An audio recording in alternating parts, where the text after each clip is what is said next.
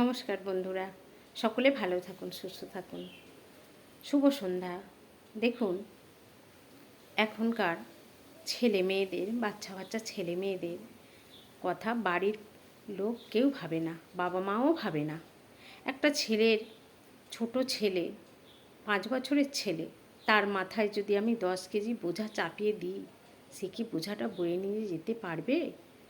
সেইটা কেন বুঝবো না আমরা বড়রা হয়ে? বাচ্চাদের প্রবলেমগুলোর কথা আমরা কেউ 5 কেজি বয়ে নিয়ে যেতে পারবে, তার মাথায় 10 কেজি ভারটা চাপিয়ে দিলাম, তাহলেই তো তার সমস্যার সৃষ্টি হবে।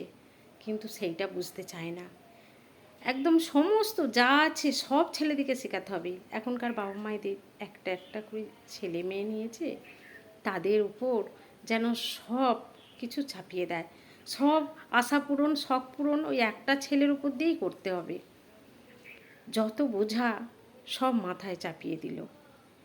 এমনকি দেখেছি আমি যে 12টা 1টা পর্যন্ত পড়াশোনা করেছে একটা ছোট বাচ্চা ছেলে মেয়েদের।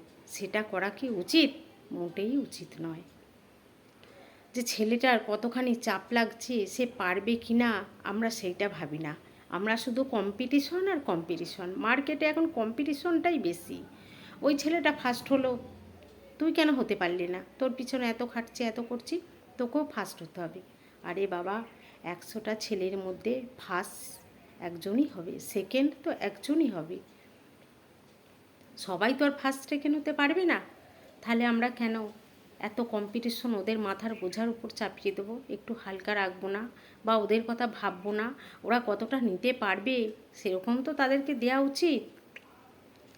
সেই জন্যই বাবা মাদের বলি যে ছেলে নিজেদের শখ পূরণ করতে বাচ্চাদের উপর এই অযথা এই বোঝাগুলো চাপিয়ে দেবেন না। একটু ভেবে সংযত হয়ে বুঝে কাজ করবেন। ধন্যবাদ।